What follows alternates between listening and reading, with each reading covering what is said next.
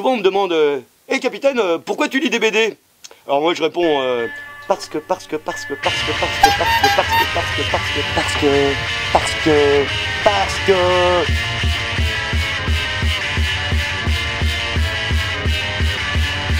pisse sur les couilles de poussif et les cylindres à trous qui puent. Ça c'est une phrase mythique, c'est une phrase légendaire. Je pense que c'était Ed Lapoignée qui sortait ça dans le tout premier Jobar Team. Il y a eu des aventures sur Jobar Team. Il y en a eu même un paquet, hein. Parce qu'au départ, Christian Debarre, quand il a fait ça, c'est vrai, en reprenant un petit peu le trait de Franquin, et avec son talent, évidemment, il a complètement explosé les codes de la bande dessinée d'humour.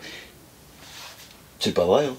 Il a pas fait ça du tout. Christian Debarre, alias Bardeux, a motorisé les codes de la bande dessinée. Autour de la moto, bien sûr. Ah oui, il y a eu Coyote, il y a eu Franck Margerin, c'est sûr. Mais ce qu'a réussi à faire Christian Debarre, en s'inspirant en fait du trait du maître, de notre maître à tous, Franquin, il a réussi vraiment à moderniser ce trait de Franquin et à lui donner une patate, tu vois, genre la sauce nitrousse quoi, à donf. Bon, qu'est-ce que c'est Jobar Team, hein?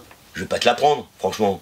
Des grosses motos, des mecs un petit peu tarés, qui ratent des virages régulièrement, qui vont draguer les meufs au Joe Bar, le bar de Joe, qui est lui aussi un vieux motard, mais qui préfère éviter de faire des arsouilles. Bah ils vont à donf, ils font des courses dans le quartier, ils font crépiter des radars, ils boivent beaucoup de bière aussi, et accessoirement ils visitent pas mal de ravins, et ils sont potes avec des garagistes, et évidemment beaucoup moins potes avec les assureurs.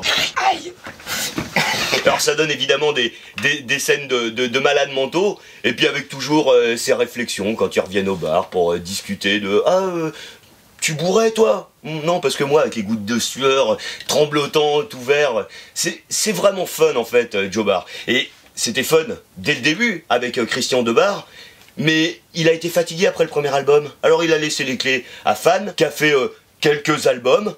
Bon, et puis après, on s'est éloigné un petit peu de la moto, on est allé vers un autre genre d'histoire. Christian Debarre a repris, je crois que c'était au tome 5, Les Reines de la Maison, et puis il a été vite fatigué, il a dessiné une page sur deux, mais on avait retrouvé ce souffle de la moto, ça a revitalisé la série. Fan derrière est arrivé avec encore un nouvel album, on s'est dit, ah mais finalement c'est vraiment Fan qui tient les clés de la maison. Il y a eu un petit passage par un autre dessinateur, et puis on a l'impression qu'avec ce tome 8, on retrouve finalement le Jobar qu'on aimait quoi.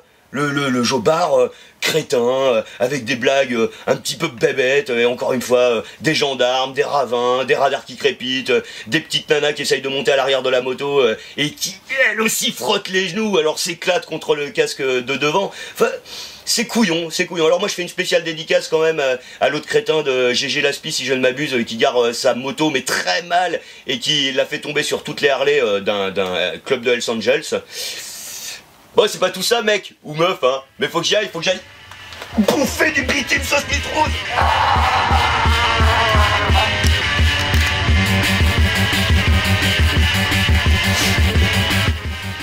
Et qu'est-ce qu'on peut faire avec un livre ?